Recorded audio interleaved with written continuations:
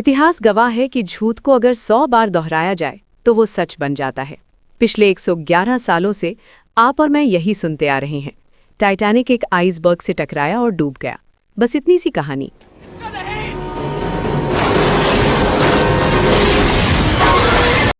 क्या आपको वाकई लगता है कि उस समय का सबसे बेहतरीन इंजीनियरिंग का नमूना, जिसे ईश्वर भी नहीं डुबो सकता था, ये कहा गया था, वो सिर्फ बर्फ के एक टुकड़े से टकराकर महज 2.5 घंटे में अटलांटिक के नक्शे से मिट गया? अगर मैं आपसे कहूं कि उस रात टाइटैनिक के साथ जो हुआ वो हादसा नहीं बल्कि एक शिकार था, तो क्या आप यकीन करेंगे? अपने कमरे के दरवाजे बंद कर लीजिए, हेडफोन लगा लीजिए और अगर दिल कमज़ोर है तो वीडियो अभी छोड़ दीजिए, क्योंकि आज मैं आपको टाइटैनिक की वो क्लासिफाइड फाइल खोलने जा रहा हूं जिसे दुनिया से छिपाया गया। लेकिन उस गहरे राज को जानने से पहले, अगर आप में सच्चाई की आंखों में आंखें डालने की हिम्मत है तो चैनल को अभी सब्सक्राइब करें और बेल आइकन को जोर से दबाएं, क्योंकि ये सफर आपको डराने वाला है। 14 अप्रैल 1912, समय रात के 11 बजे। समुद्र खामोश था, डरावने हद तक खामोश। अटलांटिक महासागर में आमतौर पर लहरें टकराती हैं, हवाएं शोर करती हैं, लेकिन उस रात पानी ऐसा शांत था जैसे वो किसी का इंतजार कर रहा हो।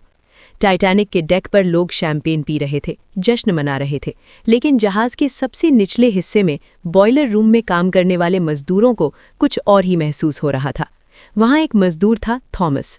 थॉमस ने अपनी डायरी में लिखा था कि 11:30 के करीब जहाज के लोहे के फर्श से एक अजीब सी गर्मी निकलने लगी। पानी का तापमान जो जमने वाले बिंदु पर होना चाहिए था, एकाएक बढ़ने लगा और फिर वो आवाज़ आई।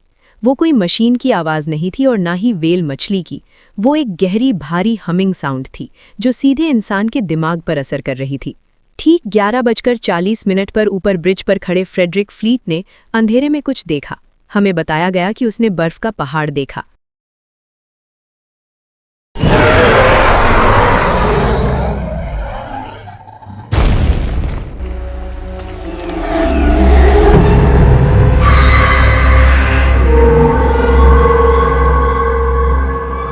लेकिन रुकिए, फ्रेडरिक ने पूछताछ के दौरान एक बात दबी जुबान में कही थी जिसे रिकॉर्ड से हटा दिया गया था।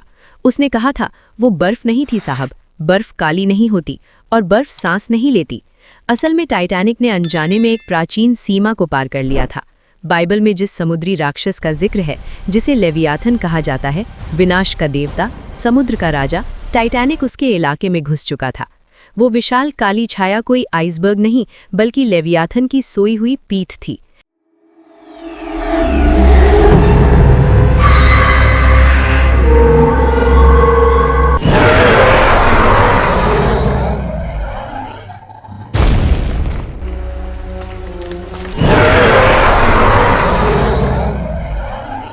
जहाज की टरबाइनों के शोर ने उस राक्षस को जगा दिया था। जैसे ही जहाज उस काली चट्टान से टकराया, लोग कहते हैं टक्कर हुई, लेकिन सच तो यह है कि जहाज टकराया नहीं था, उसे रोका गया था। लेवियाथन ने अपनी विशालकाय पूंछ, जो किसी गगनचुंबी इमारत से भी बड़ी थी, उसे पानी से बाहर निकाला और जहाज के सामने खड़ी कर दी। 46,000 टन का टाइटैनिक उस जीवित दीवार से टकराकर कांप उठा। असरा तफरी मच गई, लेकिन असली खेल अब शुरू हुआ।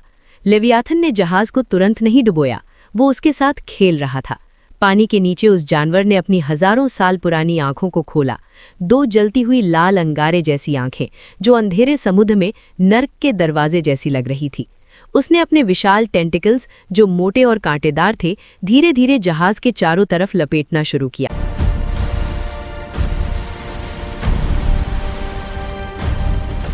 सोचिए उस मंजर को। आप डेक पर खड़े हैं, लाइफ बोट की तरफ भाग रहे हैं और अचानक आप देखते हैं कि समुद्र के पानी से एक विशालकाय चिकना और काला हाथ निकलकर जहाज की रेलिंग को तोड़ रहा है।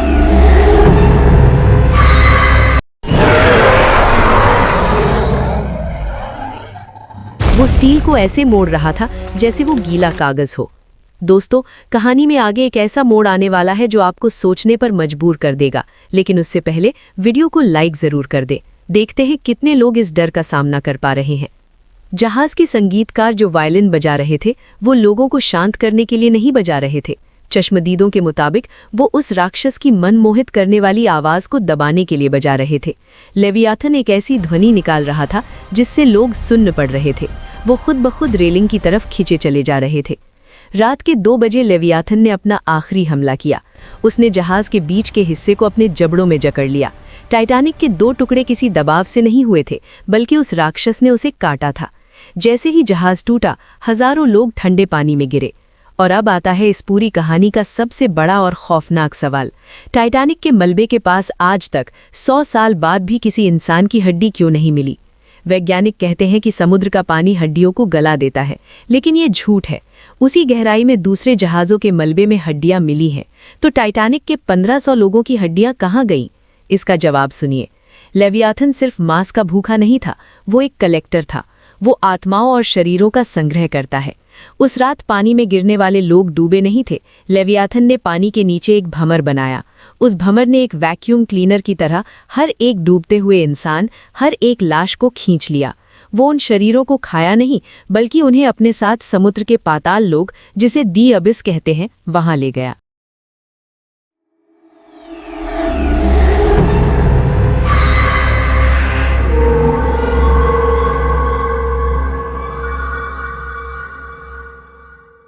कहा जाता है कि लेवियाथन की गुफा में आज भी वो 15,000 शरीर पत्थर की मूर्तियों की तरह जमे हुए रखे हैं, उसकी जीत की ट्रॉफी के रूप में।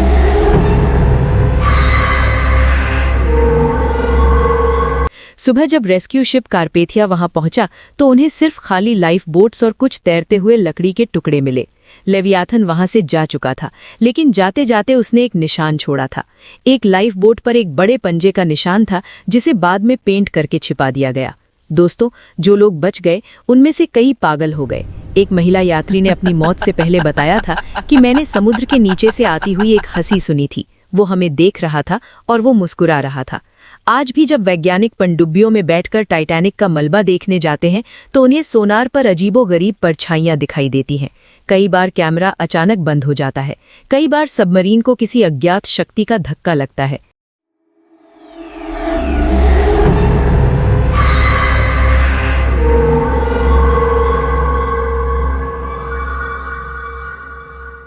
क्या आपको लगता है कि लेवियाथन मर गया है? नहीं, ऐसे जीव मरते नहीं हैं, वो बस सोते हैं। और टाइटैनिक का मलबा उसके सोने की जगह है। वो अपनी ट्रॉफी की रक्षा कर रहा है।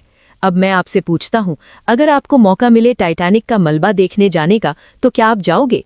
या आपको लगता है कि हमें सोए हुए शैतान को नहीं जगाना चाहिए? नीचे कमेंट बॉक्स में हाँ या ना लिखकर जरूर बताएं, और वजह भी लिखें। मैं सबके कमेंट्स पढ़ने वाला हूँ। ये कहानी सिर्फ एक कल्पना है या हकीकत, ये फैसला मैं आप पर छोड़ता हूँ। लेकिन याद रखिए, समुद्र की गहराई में ऐसे राज हैं जिनके सामने इंसान की समझ बहुत छोटी है।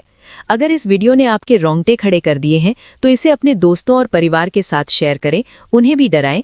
और ऐसी ही रहस्यमयी कहानियों के लिए जो आपको सोने नहीं देंगी, चैनल को सब्सक्राइब करना बिल्कुल ना भूलें। मैं मिलूंगी आपसे अगली वीडियो में एक और काले सच के साथ।